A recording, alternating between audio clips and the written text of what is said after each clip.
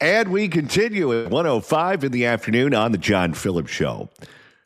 Mr. Randy Wangs in Culver City. John, there is now a real possibility that on the ballot in San Francisco this November, there will be a measure to raise your sales taxes to bail out Muni, right next to a measure to raise your property taxes to bail out Muni. And both of them will likely pass. San Francisco, listen to me very closely. You have to learn how to say no. I know that can be difficult at times, but it's the most powerful word in the English language. You should take your own advice. Yeah, no kidding. I have no ability to say no. You ask Johnny for a favor, doesn't matter how silly it is, he'll do it. If I were a girl, I would have been knocked up at 13.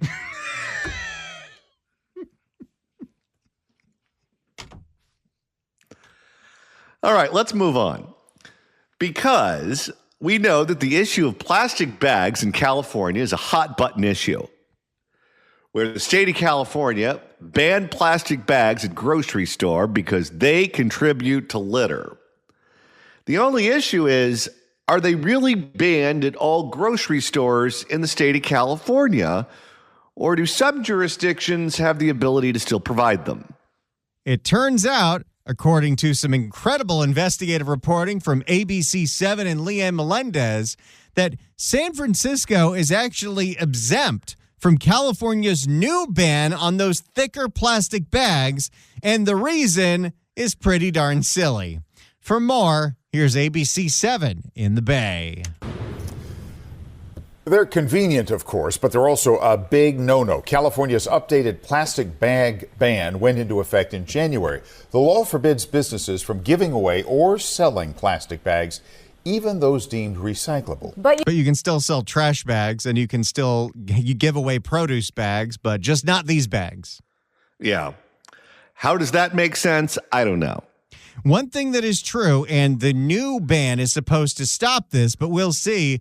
The old ban was supposed to reduce plastic waste in California, and it actually almost doubled. It's what they call a placebo. But you'd be surprised to find out that most cities in the Bay Area don't have to follow that law. ABC7 Building a Better Bay Area reporter Leanne Melendez is here to explain why that is, Leanne. Yeah, well, San Francisco became the first city in America to ban plastic bags, and that was in 2007. So a supervisor... We're almost at 20 years.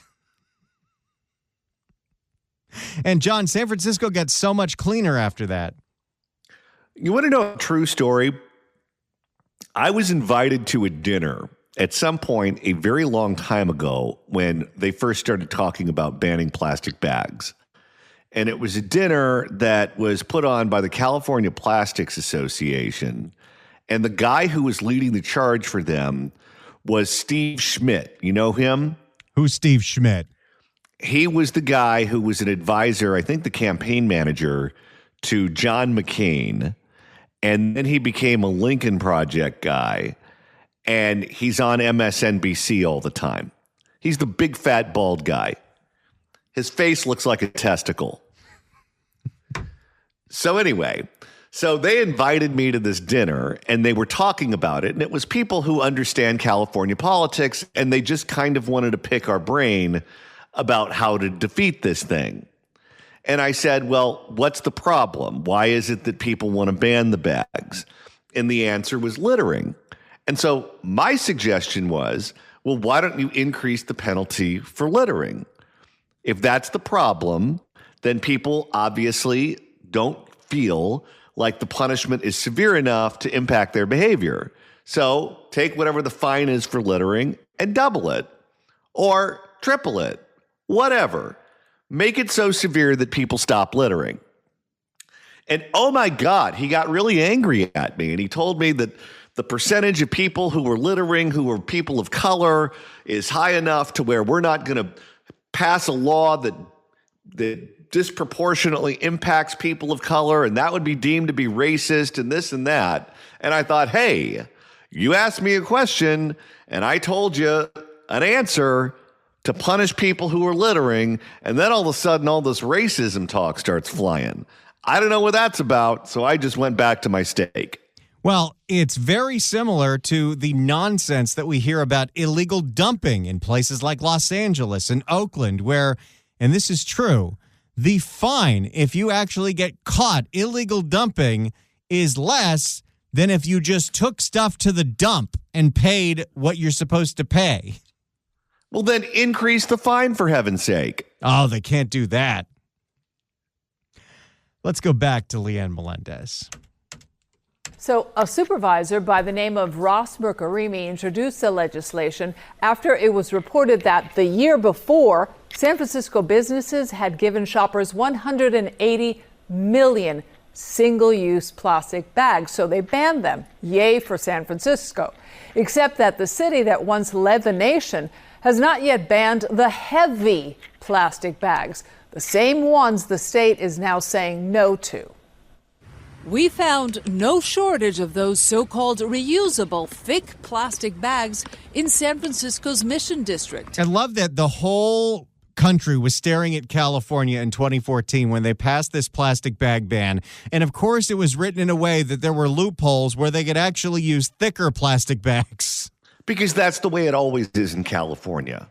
They have some ridiculous regulation that none of them personally follow. It's like when the mask mandates were here and they shut down all the restaurants and Gavin ended up being at the French Laundry.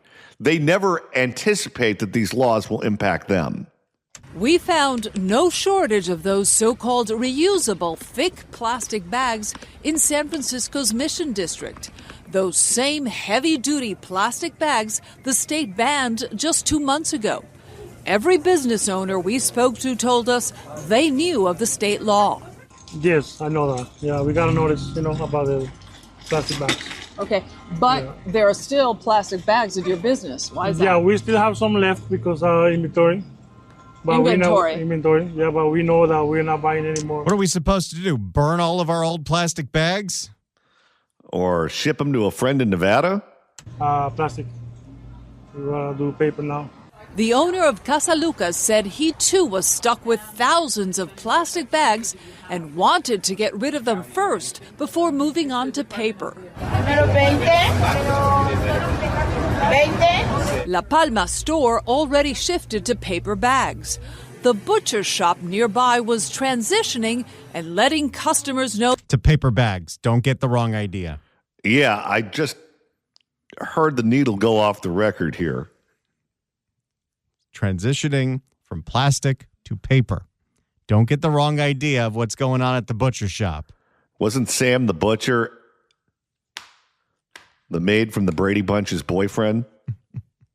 The butcher shop nearby was transitioning and letting customers know they were moving to paper, costing 25 cents per bag. Mariano Castro says he's tired of the back and forth between plastic and paper. It sometimes does feel like California has the same arguments over and over and over again, year in and year out, and they just never go away. No, but they change the law frequently, and they demand that you follow it. Yeah, I don't really think about it. I just bring my own bags. But what those business owners do not know is that in San Francisco, they don't have to subject to the new law. Confused? So were we. Welcome to California. This should be the state motto. California. Confused? So were we. Oh, Leanne, you're making the wall again. Leanne confused. Which is a great drop. It is not going to be as good as Leanne's drop in 2025. Let me see if I can bring that to you. This is the best Leanne Melendez drop we've ever had. Oakland has problems.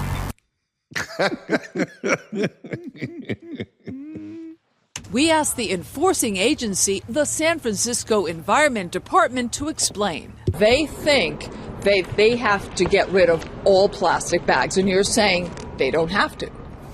It's a really unique situation we find ourselves in. Usually when the state of California passes a new law, it preempts local law. That's not how the way that this was written. Local law says that any city or county that passed their own plastic bag ordinance before 2014 gets to keep it intact, which means San Francisco can still use those heavy plastic bags that claim to be recyclable. The new bag ban does not apply to San Francisco and several other Bay Area cities because of a technicality that they passed plastic bag bans before the state ban in 2014, and those bans did not include these other bags because they didn't even exist yet. That is so insane. Let's pass a law that requires everyone in the state to do something really annoying and really stupid, but let's exempt one of our population centers. Confused? So were we. So just to make it clear that this bag right here that I'm showing people, this can still be used in San Francisco, which I consider one of the most environmentally friendly cities perhaps in the world, yet we're still using this. Can we change that? Yes, you are correct. The way that our law was written, we obviously advocated for compostable bags or bags that were reusable. We saw the plastic industry respond and come back with a product that is considered reusable based upon the definitions that we have. But it's, quote, reusable. Nobody reuses them, but it's reusable. Okay, so they write laws that are this stupid and this confusing, and if you don't comply, they come down on you like a ton of bricks because you don't know how to answer the trick question. Well, and let's not forget the other deal that was struck in 2014 when the original plastic bag ban was introduced. It was really about getting the grocery stores on board, and the way you got the grocery stores on board was saying, hey, you can start charging a dime for every paper bag. And they loved that idea.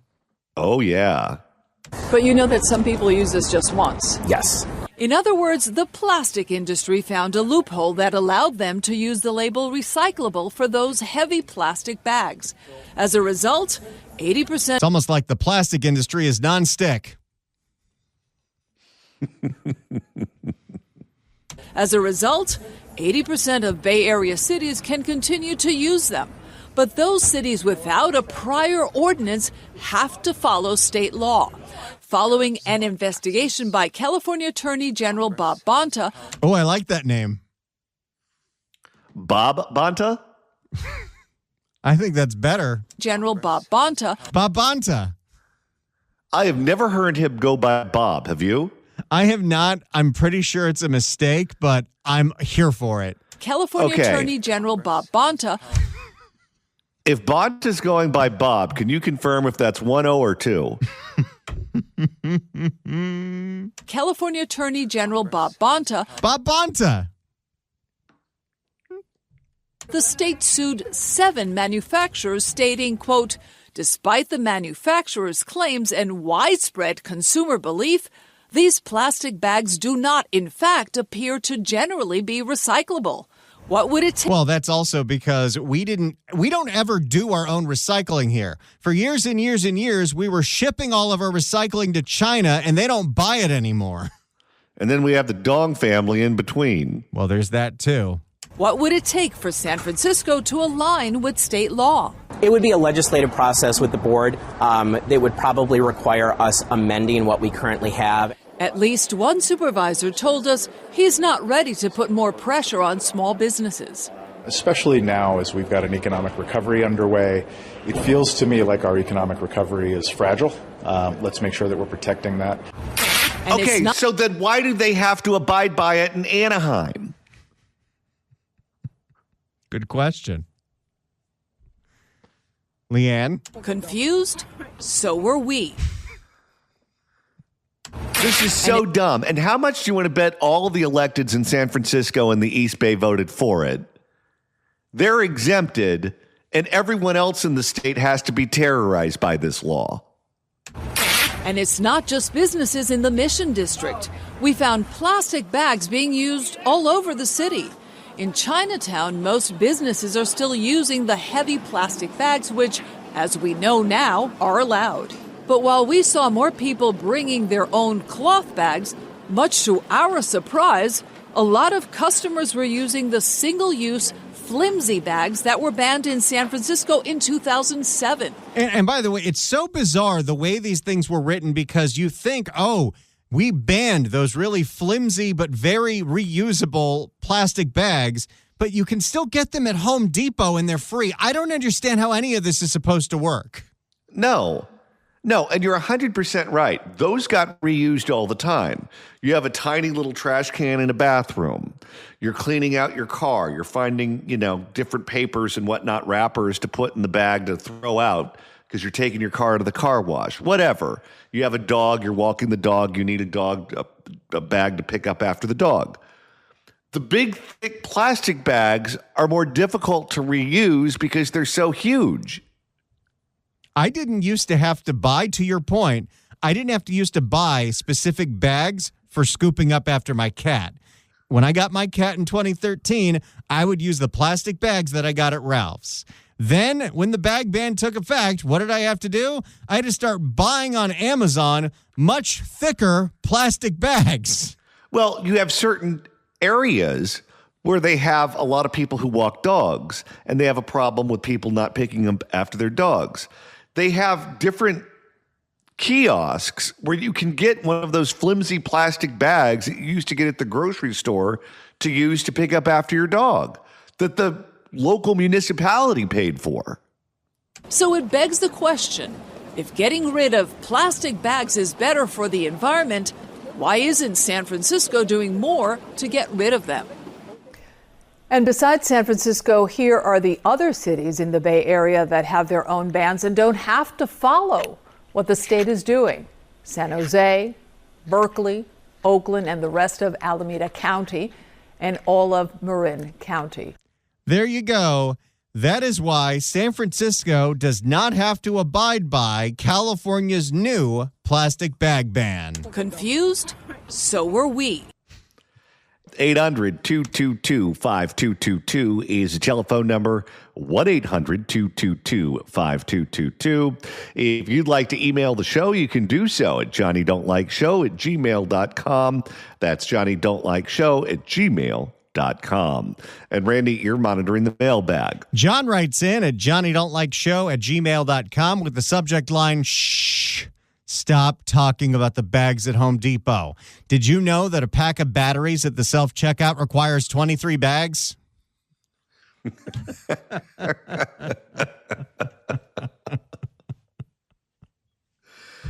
And if you'd like to listen to us in Fresno on Saturday, Randy, that's possible. Hey, we do 15 hours a week live of brand new content. We don't reuse anything. And we want you to have even more of this. So there's some things you can do here. If 15 hours a week isn't enough or you miss any of the 15 hours, well, get us on podcast. Everyone listening should be subscribed to the podcast because that way you have it in case you need it or you just download it and then we look good. So subscribe to The John Phillips Show wherever you get your podcasts, and that could be Apple Podcasts, iHeart, Spotify. Search for The John Phillips Show. Hit subscribe. You could download all the episodes there. You could even do a Google on the YouTube. Do a Google on YouTube. You can get some of our apps. That's a great way to get our shows. The KABC app, the KSFO app. And we're also now adding a 16th hour that is a repackaged version of the 15 hours. And that is on Fresno's KMJ.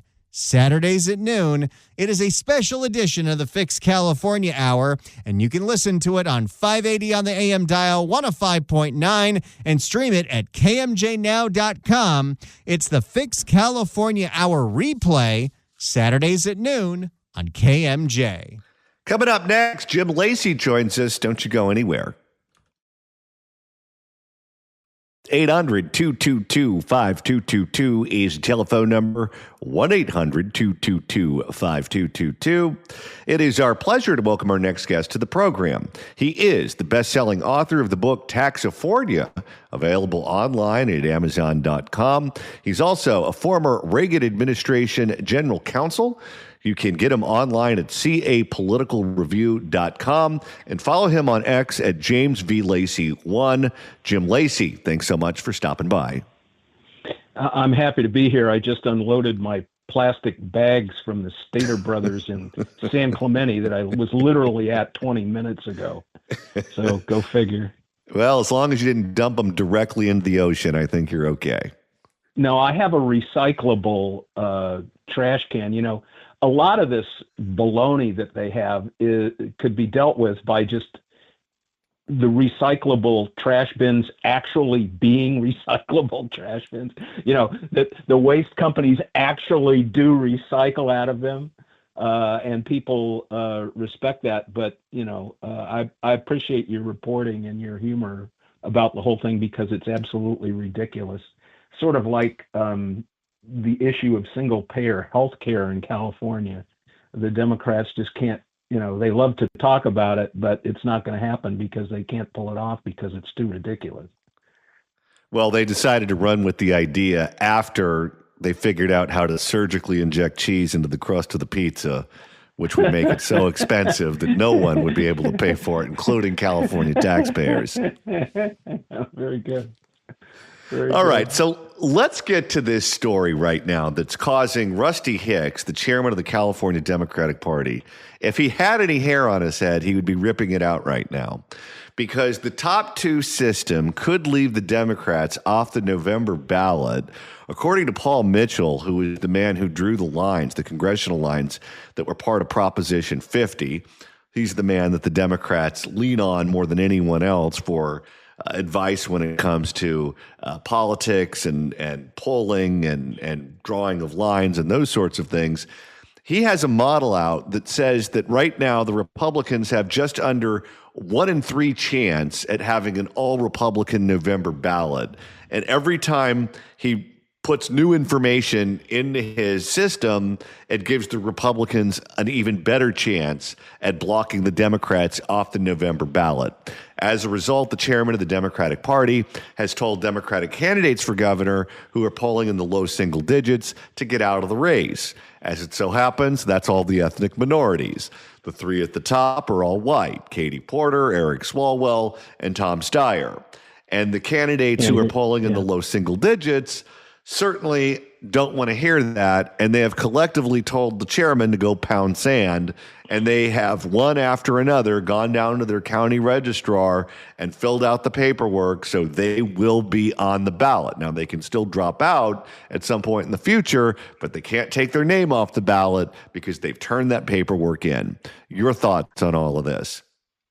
Well, of course, Hicks is the chairman, as you say, of the California Democratic Party, and he put his reputation on the line by sending this letter out asking the candidates to narrow the field and to put party first. And in a explicit step of lack of party discipline, the LA Times reports that within hours of him putting his letter out, 2 more candidates got in the race. Betty Yee, who was talking about not running, came back and filed papers, and Tony Thurman as well filed papers. So I don't think that, I think that there's a lot of narcissism and selfishness within the state Democratic Party because they've been so successful at beating Republicans over the years. They know that it's just vying, it's a game of musical chairs for them about who's going to get elected to what. And it's pretty wide open. And according to the polling, according to the PPIC polling and the UC Berkeley polling, very, very close, and the 2 Republicans very, very close to the top. However, John, and our friend John Fleischman has written about this and done some videos on his Substack on it. I happen to agree with him. I believe what's going to happen is that as we get closer and closer to Election Day, and before a hell of a lot of people have voted, so we're probably talking about 4 weeks out, just as people start going to the polls, the public employee unions and the SEIU, who are the biggest spenders in terms of lobbying and political influence in the state of California, are going to jump in. And they're going to be the people that are going to narrow the field for the voters. And you may end up with a situation where you have a lot of money going into one particular Democratic candidate who frankly they may not have settled on right now. They may be looking to see how the early field shakes out. And then what they're going to do is they're going to look at the Republican candidate, and they're either going to consider knocking both of them out so that they have two Democrats running off, or they might do what they did, 8 or 12 years ago. You know, we remember that there was a Republican candidate named John Cox, a stone cold loser who got through the tier of the gubernatorial primary, and was basically more or less the hand-picked candidate, not of the Republicans and the Democrats, because of the way that they used negative campaigning on him, bringing out his MAGA credentials, accentuating conservative positions that he'd taken in the past that weren't in keeping with the overall California voting populace. So I'm hopeful that we can have an all-Republican runoff. I'm hopeful that we can get one Republican to squeak through in the primary so that we could at least make a showing in the general. Brian Dolly 4 years ago was able to do that as Republican state senator from North State, was able to break 40%, 41%, 42%. Maybe Bianco or Hilton, if they're on the ballot, can push that up a little bit more. But I think that we know who's going to win. It's going to be the Democrat. And I think that the public employee unions and the SEIU are in the driver's seat for the last 4 weeks of the election. Can you speak to the psychology of trying to force a candidate out of a race? Because when I look at this, you look for a couple of different things to decide if a candidate has viability. One of those things is, have they been able to demonstrate before that they can win votes? Do they have a resume? And you look at the field of candidates, and all of them, with the exception of Tom Steyer, have been elected to something before. Many of them have been elected to either statewide offices or offices in major California cities, Los Angeles, San Jose, whatever. You also ask the question, okay, can you raise money? Well, many of these candidates have large war chests full of money, and a lot of them, people like Betty Yee, have made the strategic decision that they're going to wait until right when the ballots go out to start spending their money. So they're not even spending their money right now because they have decided to just wait until the 11th hour. The other thing also that is, I think, the biggest problem for them is polling. Do you have a path? Is your polling good enough where if something breaks your way and something breaks against your opponent, you could theoretically leapfrog them and be on top of everyone else? And when you look at this field of Democratic candidates, if you have Katie Porter, who's polling the best at 12% or whatever it is, and you have many of the also-rans, people like Betty Yee and Antonio and Javier Becerra at 5%, well, they're within the margin of error of the top Democrat. They're certainly within single digits. We know how deeply flawed Katie Porter is. We know that she's one video of her snapping at a staffer away from her getting knocked out of the top spot. We know that Eric Swalwell has 1,000,001 skeletons in his closet that could come out before the ballots go out in the mail. He's an extremely flawed candidate. If I'm Betty Yee, or I am Ian Calderon, or I'm Antonio Villaraigosa, or fill in the blank, and I see all of these people leading me with 1,000,001 problems, and I'm within the margin of error of them, there ain't no way I'm getting out of that race. Yeah, I mean, if you're serving your own cause, if you really don't believe in an ideology that you want to advance and you're willing to take a hit for the cause, and I think what's propelling them is the fact that just about anybody who's been an elected official on the Democratic side right now can get the 5 or 6 or 7% on the basis of name recognition. It's not like John Slavitt, who is the Republican who pulled out of the race recently and got out of the way. He's a Silicon Valley entrepreneur, but he had jumped in, and he could have actually taken away, if he had spent money, from the chances of Bianco and Hilton. Look, John, I think what we have here is, if I was a consultant to the Democrats, I would say, look, you're going to have to run to those 5% candidates. You're going to have to run a primary within a primary.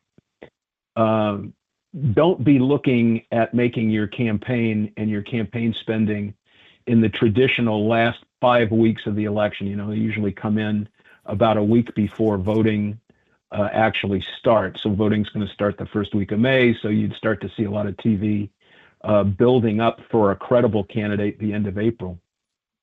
I think because the unions are going to be sitting on their money and waiting to see how things shake out, what you're going to need to do is prove yourself in the early part of April. Maybe start spending money right in the first week of April or the second week of April, and then be certain that you can raise your name identification and carry your campaign to the people and improve as best you can to work your way up the ladder, because in May, that's when the real power brokers in the Democratic Party are going to be looking about who they're going to jump in favor of. And it's not just money spent on advertising. I would say Steyer, who is an awful candidate and just an awful person and has awful ads and what a foul mouth, and who's recently continued to turn his campaign being anti-Trump, he's made progress because he spent so much damn money. I think he's about 9%, right? I'm not so certain that Villaraigosa, you tell me, John, if you've seen any recent polls, his campaign is basically all about attacking Trump and attacking him falsely. Talking about, interrupting churches. No, that's the Democrats in Minneapolis and progressives. That's not Trump. So I think Villaraigosa is not going to have success on that. I want to make one other point, though. Really, the best Democratic candidate for California is Matt Mahan, the mayor of San Jose. He really is the best. This is a guy who's a moderate Democrat who comes from humble beginnings in Watsonville.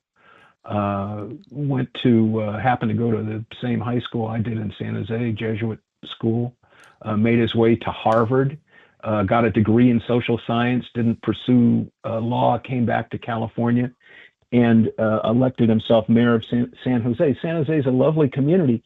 Mahan is supporting Proposition 13. He's against the billionaire's tax. He supported Prop 36. That's the anti-crime. There's no other Democrat with that pedigree, and he's got some Silicon Valley independent expenditure money behind him. But the media is kind of blacking him out a little bit, and he was not very popular at the Democratic convention. That's someone who actually reflects California values if you go to the PPIC and ask them what people think about issues. But the best candidate doesn't always win, right? Let's shift gears and talk about the election in Texas last night, where firebrand Democratic Congresswoman Jasmine Crockett went down in defeat to James Tallarico, a state legislator who is the candidate of the Democratic Party, certainly the Democratic caucus in the United States Senate wanted. They think he's a lot more electable than Jasmine Crockett. But he is a guy who I've been spending time on social media feeds looking at some of the statements that he has made in the past, where he said that white skin spreads racism. He wants abortions to be paid for by the government for transgenders. He thinks that God is a non-binary. I can't imagine that selling in Texas, especially if the rumors are true and President Trump gets behind the incumbent John Cornyn and he's the Republican nominee. Yeah, I agree with you there. First of all, Jasmine Crockett. You know why Jasmine Crockett didn't win, don't you? Why is that? It's because of racism. Right? Okay. The microaggressions of her opponent. It's all a bunch of BS. The opponent is being pushed as a Presbyterian seminarian who's taking positions on issues that the Presbyterian Church is diametrically opposed to. So it's kind of a sham background that they've built for this guy.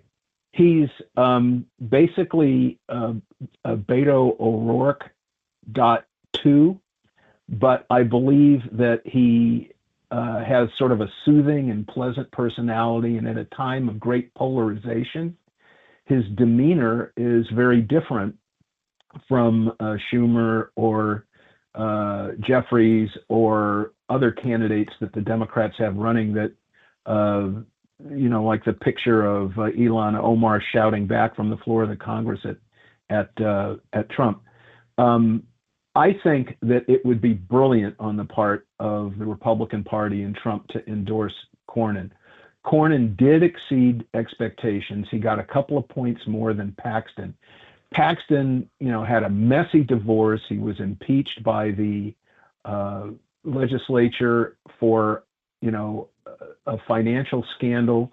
The state Senate let him off the hook, but there's just a lot of negative stuff there, and it's way too important for us to hold on to the Senate. There's a few bright lights where we might be able to make some progress in the Senate.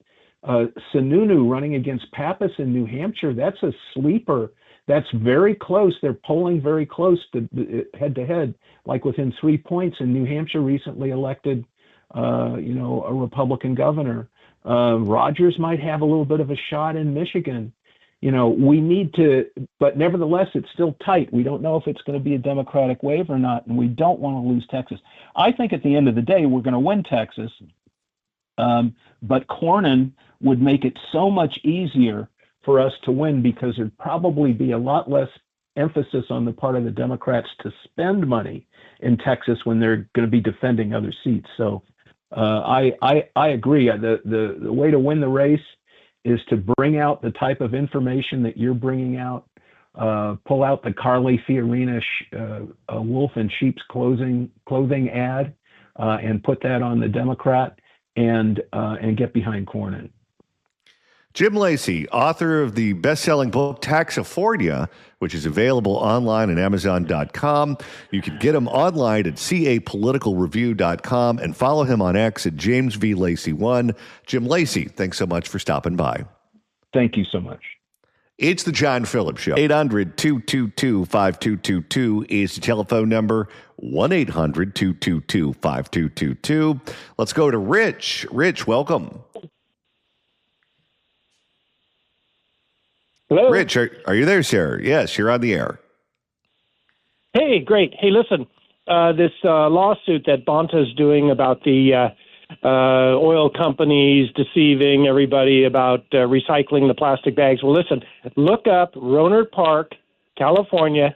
They had a company here that was existing for 6 years doing refinery work and essentially taking the plastic bags and turning them into oil, and they were actually transporting it via a railroad car to Texas, where they were making money.